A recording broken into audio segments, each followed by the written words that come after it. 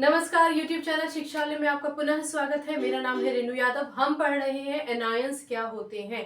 आज हम डिस्कस करेंगे कि ऑक्सीजन एक एटम कैसे एनायन में कन्वर्ट हो जाता है, यानी ऑक्सीजन का एटम ऑक्साइड आयन में कैसे कन्वर्ट हो जाता है। इस सफर को आइए जानते हैं। ऑक्सीजन सिंबल है O और एटॉमिक नंबर है 8। अब आप जानते हैं कि एटॉमिक नंबर 8 होने का मतलब है नंबर ऑफ प्रोटॉन्स 8 है और नंबर ऑफ इलेक्ट्रॉन्स भी 8 ही है। ठीक है, आप ये भी जानते हैं कि किसी भी एटम का अगर आपको एटॉमिक नंबर पता है तो सबसे पहले आपको उसका कॉन्फ़िगरेशन लिखना चाहिए। कॉन्फ़िगरेशन लिखने से हमें ये फायदा होता है कि हम जान पाते हैं कि कोई भी एटम इलेक्ट्रॉन्स लेने की स्थिति में है या इलेक्ट्रॉन देने की स्थिति में है। यहाँ एक छोटा सा पॉज दीजिए और याद कीजिए, कोई भी एटम इलेक्ट्रॉन देता है या इलेक्ट्रॉन लेता है एक ही पर्पस के साथ, स्टेबिलिटी। यानी अगर किसी एटम को स्टेबिलिटी चाहिए और उसके पास इलेक्ट्रॉन्स कम है तो वो अपने इलेक्ट्रॉन्स को देगा या लेगा। कम है तो लेगा और ज्यादा है तो देगा स्टेबिलिटी के लिए। चलिए, आज हम डिस्कशन कर रहे हैं उन पर्टिकुलर एनायंस का जहां पर आपको इलेक्ट्रॉन्स लेने पड़ेंगे, गेन करने पड़ेंगे। चलिए फिर से लेक्चर में आते हैं। एटॉमिक नंबर 8 है, इसका मतलब सबसे पहले हमें लिख लेना चाहिए कि कॉन्फ़िगरेशन क्या है। मैं आपको याद दिला दूं, कॉन्फ़िगरेशन का मतलब होता है distribution of electrons in the different shells. आप जानते हैं कि हमारे पास K, L, M, N और बहुत सारे शेल्स होते हैं। इस पर्टिकुलर केस में हमें 3 ही शेल्स की जरूरत है। जैसे जैसे आप केमिस्ट्री समझेंगे आप भी एटॉमिक नंबर देखते ही समझ जाएंगे कितने शेल्स की रिक्वायरमेंट है। मैं आपको याद दिलाना चाहूंगी कि K को हम n=1 से भी संबोधित कर सकते हैं, जान सकते हैं। L होता है n=2 और M होता है n=3। मैं आपको ये भी याद दिला दूं कि हमारा जो K शेल है उसमें सिर्फ 2 ही इलेक्ट्रॉन्स आ सकते हैं। L शेल में 8 ही इलेक्ट्रॉन्स आ सकते हैं। M शेल में 18 मैक्सिमम आ सकते हैं इलेक्ट्रॉन्स।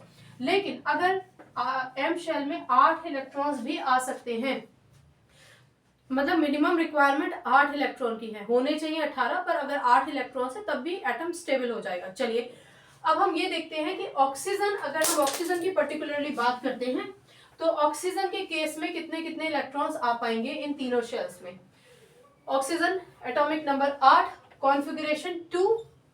ठीक है, 2 तो इसमें दे दिए थे, हमारे पास 8 बचे 6, यानी हमें ये जो तीसरा शेल है उसकी तो रिक्वायरमेंट ही नहीं है। सिर्फ 2 ही शेल्स में हमारे इलेक्ट्रॉन्स आ चुके हैं। K शेल में 2 आने चाहिए थे, 2 दे दिए।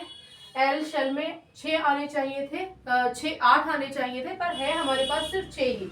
6 और 2 8, 8। ठीक है, यानी हमारे पास M शेल का तो मसला ही नहीं है, बात खत्म। 2 ही शेल्स की हमें रिक्वायरमेंट थी। चलिए, तो L शेल में होने चाहिए थे 8, है हमारे पास 6। तो अब आप ये तो समझ ही चुके हैं कि ये एटम क्या करेगा स्टेबिलिटी गेन करने के लिए। नहीं समझ गए हैं तो मैं आपको एक बात फिर से याद दिला दूं जो हम बाकी लेक्चर्स में डिस्कस कर रहे हैं। देखिए, K शेल को छोड़कर बाकी जितने भी शेल हैं उसमें कम से कम 8 इलेक्ट्रॉन होने चाहिए। हमने एक कंडीशन पढ़ी थी कि किसी भी एटम के पास अगर 8 इलेक्ट्रॉन है तो वो स्टेबल है, बात खत्म। लेकिन अगर 8 का आधा 4 है, किसी भी एटम के बाहर वाले शेल में, K शेल की बात नहीं कर रही हूं, उसके अलावा अगर 8 से इलेक्ट्रॉन कम है और स्थिति है कि 4 इलेक्ट्रॉन्स हैं, तो वो इलेक्ट्रॉन्स शेयर करेगा, किसी और एटम से शेयर कर लेगा।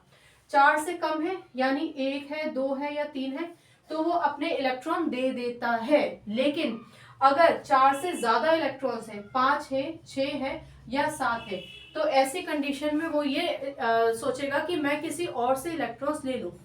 दोबारा से सुनिए, 8 में स्टेबिलिटी होती है, 8 का जस्ट आधा अगर 4 होता तो इलेक्ट्रॉन शेयर कर लेता। 4 से कम है तो मतलब उसकी स्थिति बहुत खराब है, कौन ही देगा उसको इलेक्ट्रॉन, तो वो अपने इलेक्ट्रॉन्स को रिलीज कर देता है स्टेबिलिटी गेन करने के लिए। लेकिन अगर 4 से ज्यादा है तो फिर उसका पक्ष जो है थोड़ा मजबूत है, यानी अगर कुछ इलेक्ट्रॉन्स उसको मिल जाए तो वो अपने आप को स्टेबल कर सकता है। ऑक्सीजन के केस में हमारे पास आउटरमोस्ट शेल में होने चाहिए थे 8, है सिर्फ हमारे पास 2 की शॉर्टेज है, यानी आउटरमोस्ट शेल में 6 इलेक्ट्रॉन है। और 6 का मतलब क्या हुआ, ये उस पाले में है जहां इलेक्ट्रॉन गेन करके अपनी आपको स्टेबल कर सकता है। ठीक है, इसका एक बार एटॉमिक स्ट्रक्चर बना लेते हैं। ये न्यूक्लियस है, न्यूक्लियस में आप जानते हैं प्रोटॉन होते हैं, न्यूट्रॉन होते हैं। न्यूट्रॉन कितने हैं उसका जिक्र अभी फिलहाल हमें करने की जरूरत नहीं है। हर बार लेक्चर में एटम बनाकर मैं आपको सिर्फ समझाना चाहती हूँ कि आपको याद रहे कि प्रोटॉन हमेशा न्यूक्लियस के अंदर एनक्लोज रहते हैं, जबकि इलेक्ट्रॉन्स शेल्स में डिवाइडेड होते हैं।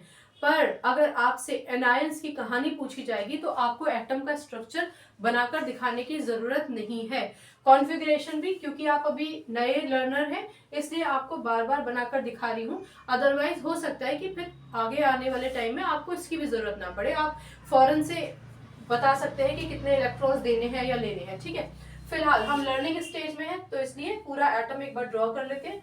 प्रोटॉन हमारे पास 8 हैं, इलेक्ट्रॉन्स आप जानते हैं जितने प्रोटॉन होते हैं उतने ही इलेक्ट्रॉन्स होते हैं, तो इलेक्ट्रॉन्स का डिस्ट्रीब्यूशन होगा। ये के शेल है, इसमें आपके पास 2 ही इलेक्ट्रॉन्स आएंगे। फिर ये एल शेल है, इसमें आपके पास 6 इलेक्ट्रॉन्स हैं, यानी इस समय ऑक्सीजन के पास 6 इलेक्ट्रॉन हैं, इसके पास 2 इलेक्ट्रॉन की कमी है, तो ये 2 इलेक्ट्रॉन किसी से ले लेगा। किससे लेगा इस समय वो इंपॉर्टेंट नहीं है, सिर्फ इतना समझिए 2 इलेक्ट्रॉन्स की शॉर्टेज थी, 2 इलेक्ट्रॉन किसी से लेगा, यानी 2 इलेक्ट्रॉन्स इसको किसी से लेने हैं, इनकमिंग होनी है 2 इलेक्ट्रॉन्स की। तो हम इसको शो कैसे करेंगे, शो करेंगे ऑक्सीजन विल एक्सेप्ट 2 इलेक्ट्रॉन्स। ठीक है, छोटा सा पॉज लीजिए, याद कीजिए, अगर ऑक्सीजन 2 इलेक्ट्रॉन ले रहा है ना, यानी डेफिनेटली उस पर नेगेटिव चार्ज आएगा, पर क्योंकि 2 इलेक्ट्रॉन ले रहा है इसलिए 2 ही नेगेटिव चार्ज आएगा, यानी ऑक्सीजन पर 2 नेगेटिव चार्ज आएगा। मैं यहाँ पर आपको ये जरूर बताना चाहूंगी कि आप याद रखिए, जब कभी भी आप चार्ज लिखते हैं तो सुपर स्क्रिप्ट में लिखते हैं और राइट हैंड साइड में लिखते हैं, यानी इस तरफ चार्ज नहीं लिखेंगे, सब स्क्रिप्ट में तो बिल्कुल नहीं लिखेंगे, सुपर स्क्रिप्ट में लिखेंगे। -2 नहीं लिखेंगे, 2- लिखेंगे, ठीक है ना। ऑलराइट, चलिए, तो एक और चीज मैं आपको बताना चाहती हूँ, ये जो ऑक्सीजन है ये है आपका ऑक्सीजन एटम, यानी ये जो ऑक्सीजन है ये ऑक्सीजन एटम है, यानी वो स्ट्रक्चर जहां आपको पता है कि आपके पास पहले शेल में 2 इलेक्ट्रॉन और दूसरे शेल में 6 इलेक्ट्रॉन है। अभी तक इस ऑक्सीजन एटम ने इलेक्ट्रॉन लिए नहीं है, अब ले रहा है +2 इलेक्ट्रॉन। ये जो नेगेटिव साइन है ये इंडिकेट करता है कि इलेक्ट्रॉन पे नेगेटिव चार्ज होता है, इसका माइनस प्लस से कोई लेना देना नहीं है। ठीक है, अब इसने 2 इलेक्ट्रॉन ले लिए तो ये हो गया O2 नेगेटिव, यानी ये जो O2 नेगेटिव है ये है हमारा ऑक्सीजन आयन। ठीक है, जो ऑक्सीजन इलेक्ट्रॉन ले लेता है तो आप उसको ऑक्साइड के नाम से भी जानते हैं, यानी आप इसको ऑक्साइड आयन भी कह सकते हैं।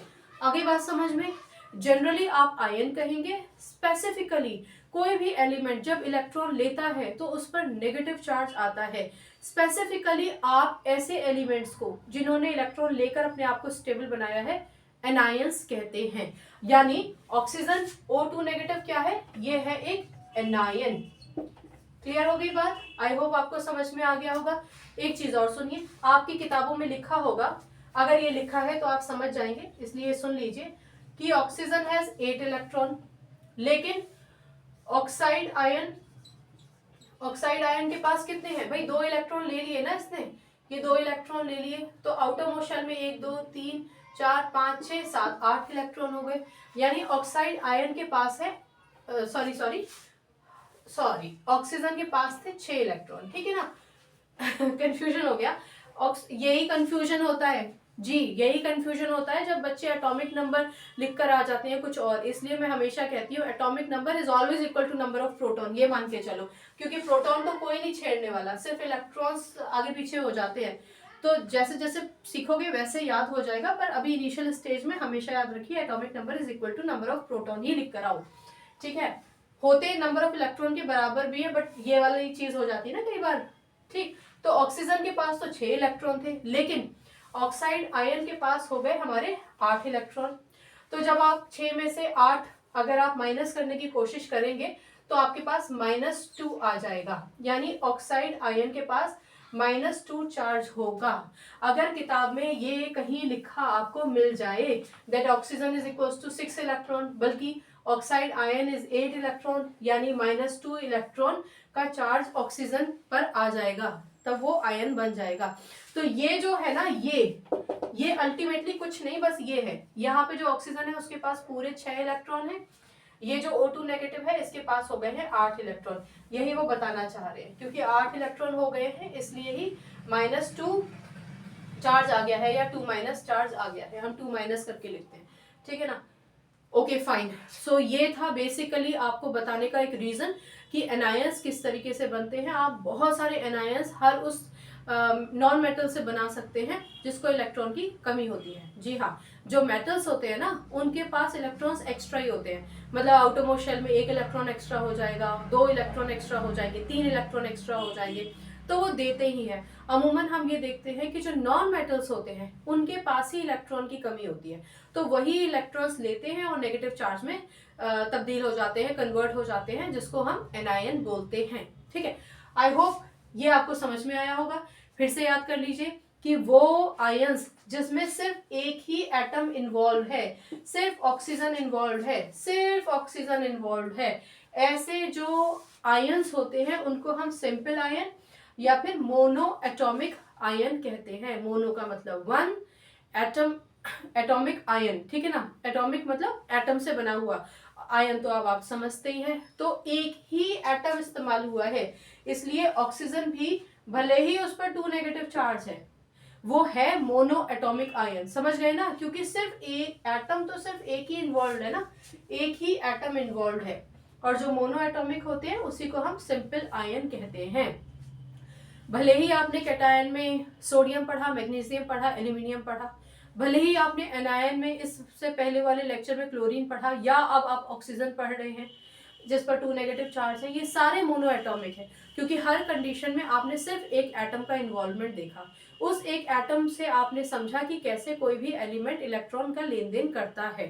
ठीक है, फिर से सुन लीजिए, वो आयंस जो इलेक्ट्रॉन देते हैं वो कैटायन होते हैं, वो एलिमेंट्स जो इलेक्ट्रॉन्स लेते हैं वो होते हैं हमारे एनायंस। क्लियर? अगर किसी भी एलिमेंट में सिर्फ एक ही एटम इन्वॉल्व है इलेक्ट्रॉन देने या लेने में, तो आप उसे मोनो एटॉमिक कहेंगे, मोनो एटॉमिक आयन कहेंगे। मोनो एटॉमिक आयन को ही हम सिंपल आयन भी कहते हैं। ये आप और बेहतर तरीके से समझ पाएंगे इस बात को जब आप पॉली एटॉमिक आयन पढ़ेंगे, वो अभी हम नहीं पढ़ने वाले। एक और लेक्चर एनायंस का लेंगे, मोनो एटॉमिक एनायन का, उसके बाद पॉली एटॉमिक पर आएंगे। ठीक है, सो आई होप ये लेक्चर पूरा आपको समझ में आ गया होगा।